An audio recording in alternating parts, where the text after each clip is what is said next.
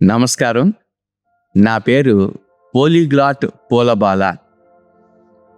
పూలబాల నా కలం పేరు, పోలీగ్లాట్ నా వృత్తి పేరు, నా ప్రవృత్తి కూడా పోలీగ్లాటిజం. పోలీగ్లాట్ అంటే ఎవరు? ఒకే భాష మాట్లాడితే మోనోలింగ్వల్ లేదా ఏకభాషి అంటారు. 2 భాషలు మాట్లాడితే ద్విభాషి అంటారు. 3 భాషలు మాట్లాడితే త్రిభాషి లేదా ట్రైలింగ్వల్ అంటారు. 4 అంతకంటే ఎక్కువ భాషలు మాట్లాడే వాళ్ళని పోలీగ్లాట్ అంటారు. నేను పోలీగ్లాట్, మరి దీని బహుభాషి అని కూడా అనొచ్చు.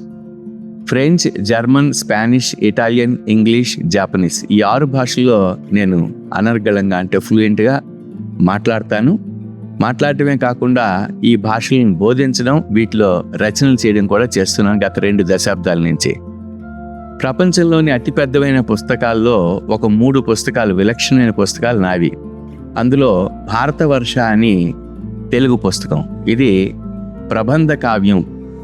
ప్రబంధాలంటే వృత్తము, పద్యాలు, గద్యాలు కలిపి ఉంటాయి.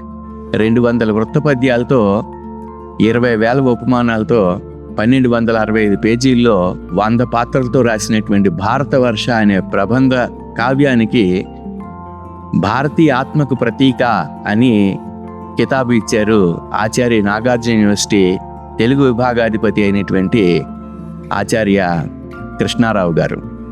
ఇది ప్రపంచ రికార్డు కూడా సాధించింది. ప్రపంచంలో అతి పెద్దదైన, అతి తక్కువ కాలంలో రాయబడినటువంటి తెలుగు గ్రంథంగాను. ఇందులో 2,50,000 తెలుగు పదాల్లో ఒక్క ఇంగ్లీష్ పదం కూడా ఉండకపోవడం విశేషం. అలాగే ఇంకొక పుస్తకం ఇండియన్ సోనెటీర్. ఇది 200 సోనెట్స్. సోనెట్ అంటే 14 లైన్ల ఒక పద్యం. ఈ పద్యాన్ని సోనెట్ అంటారు. ఒకే లైన్లో ఉండేటువంటి పోయాన్ని అంటే పద్యాన్ని టిష్ అంటారు. 2 లైన్లు ఉంటే కప్లెట్ అంటారు. 3 లైన్లు ఉంటే తెర్సరేమా, 4 లైన్లు ఉంటే క్వాడ్రైన్, 5 లైన్లు ఉంటే సింకెట్, 6 లైన్లు ఉండేటువంటి పద్యాన్ని అనేటువంటిది సెస్టెట్ అంటారు. 8 లైన్లు ఉంటే ఆక్టెట్ లేదా ఆక్టేవ్ అంటారు. ఈ ఆక్టెట్, సెస్టెట్ 2 కలిస్తే అంటే 8, 6 లైన్లు కలిస్తే 14 లైన్లు, అదే సోనెట్. దీనికి ఒక చాలా స్ట్రిక్ట్ రైమ్ స్కీమ్ ఉంటుంది. ప్రపంచంలో ఉండేటువంటి ఇంగ్లీష్ కవులందరూ లేదా ఇంగ్లీష్ భాషలో రాసేటువంటి వివిధ భాషలకు చెందినటువంటి కవులు కూడా ఈ సోనెట్లో తమ ప్రతిభ చాటుకోవాలని చూస్తారు. షేక్స్పియర్ ప్రపంచంలో పెద్ద సోనెటీర్గా పేరు పొందారు. ఆయన జీవితకాలంలో 154 సోనెట్స్ రాశారు. ఇక్కడ ఇండియన్ సోనెటీర్లో 200 సోనెట్స్ని ఒక 4 నెలల కాలంలో నేను రాసి 2వ రికార్డు సాధించాను, ప్రపంచ రికార్డు.